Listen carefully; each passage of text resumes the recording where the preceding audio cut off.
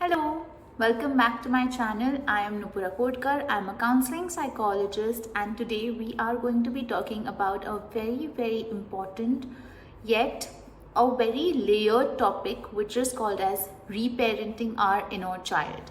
Before we start, let's understand what does reparenting mean. Reparenting involves forming a new relationship with our inner child, which is rooted in love, understanding, compassion, acceptance, and giving oneself the compassion and confidence that every individual deserves. It's also important to reflect on some of the insecurities that you have today, the beliefs that you carry with yourself, the complexes that you have. Are they yours, or have you been carrying another adult's voice in your head and have made it yours because you did not know anything better? So for example, growing up, I was, let's say, constantly told that I have a dusky skin tone or I am on the healthier side, so I am not good looking. So what happens is I pick up on these voices and it starts multiplying in my head, where I have constantly told myself that I'm not good looking, and I start developing body image concerns. So the voice is not that of the child. The child does not think whether they're good looking or not.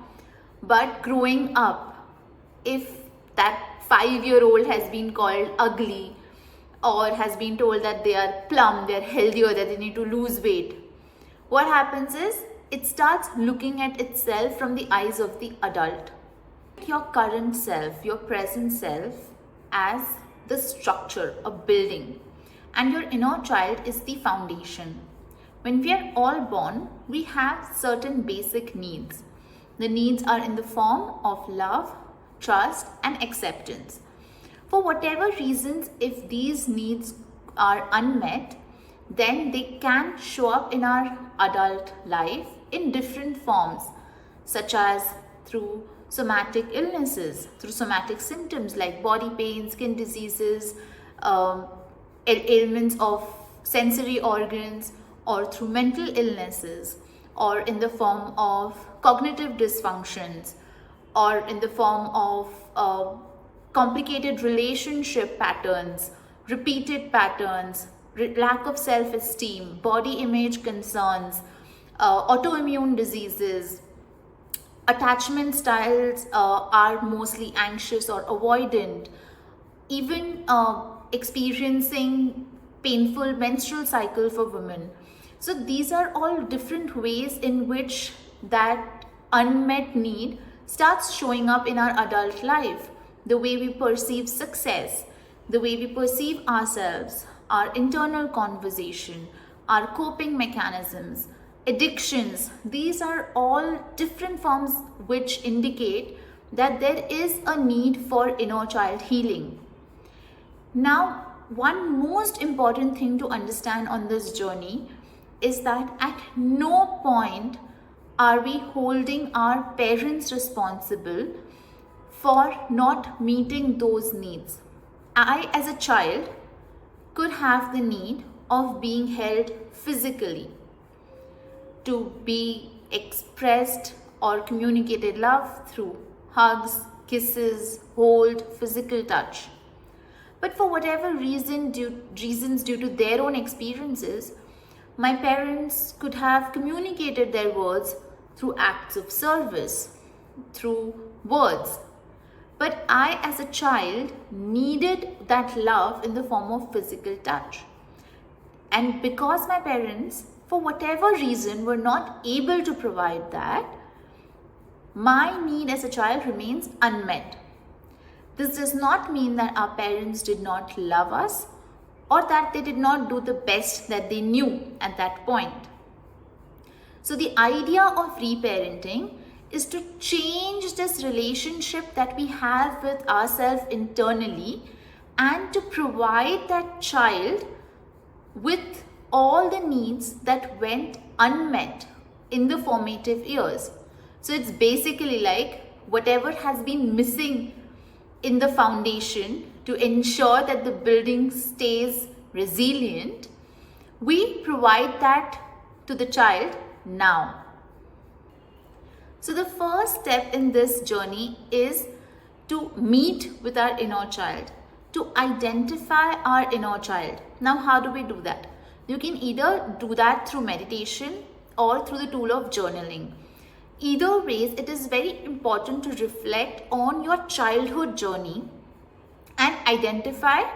The first are your key memories. The second are to identify the beliefs that have shaped you. Third is to identify your environment and the kind of things that you have picked up from your environment to cope with that given situation. So for example, today as an adult, I might resonate with someone who is type A, who loves structure and who wants everything done their way. And I need to be in control at all times. Okay. Now this is my behavior today as an adult. This could be coming from a space where growing up, I could have had a parent who did this as a way to manage the home in the name of discipline, or second, where whenever it is that I did not follow a routine or I did not achieve the desired results, then I was punished or I was shamed or I was told that I'm unloved, or there was silent treatment that I received when I did not wake up on time, or if I did not get good grades, or if I didn't finish my homework on time. Simple things, but they leave an imprint on the minds of the child. So instead of positive reinforcement, where there has been a lot of punishment and extreme punishment especially, then we start shielding ourselves with these kind of coping mechanisms. The second thing to do is to reflect on your coping mechanisms today as an adult and understanding where have you picked up these coping mechanisms from. So for example, let's say today I get very irritable or I use anger as a way to communicate my feelings or emotions, especially in situations of conflict, or I absolutely run away from conflict. Now the backstory goes that, let's say growing up, I have a parent who uses their anger as a way to control me, to parent me, and to make sure that everyone in the house is acting according to them. Then, as much as I might hate it as a child, what happens is unknowingly I pick that up as a coping mechanism. So whenever it is that I'm feeling that the situation is going out of control, that things are no more as per how I wanted them to go, I start using anger, I start using irritability, I start using a higher voice to communicate what I want to say, so that things start going according to my way. But of course, just because it has worked for my parent does not mean it will work for me as well. So it's very important to sit down and identify your coping mechanisms. This was just an example. You can also reflect on your food habits, your relationship with your body, your relationship with money, any addictions.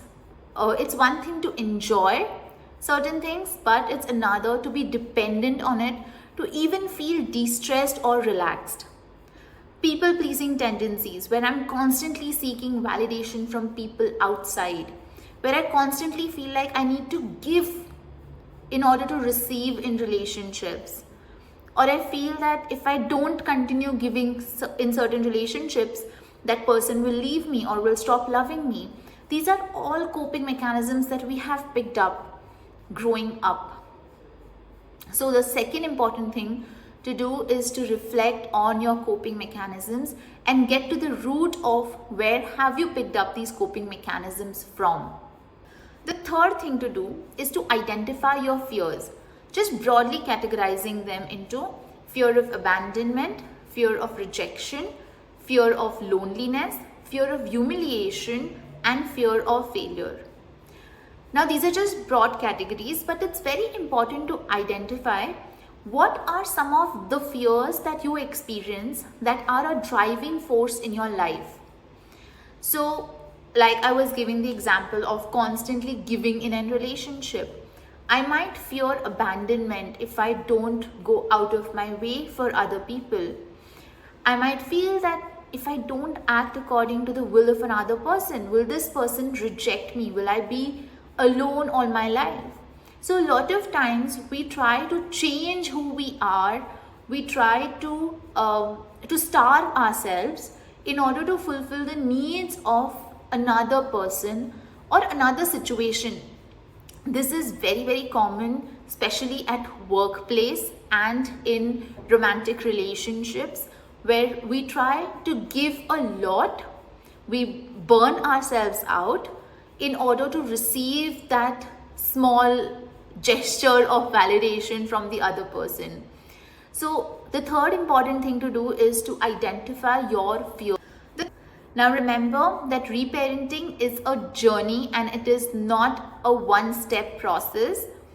Again, it's important to understand that the entire idea behind inner child healing or reparenting is not to blame anyone or to hold anyone else responsible for our healing, but it is merely to understand how our past experiences have shaped our present behavior so that we can change it, take responsibility of our own selves, and make our present and future much more healthier.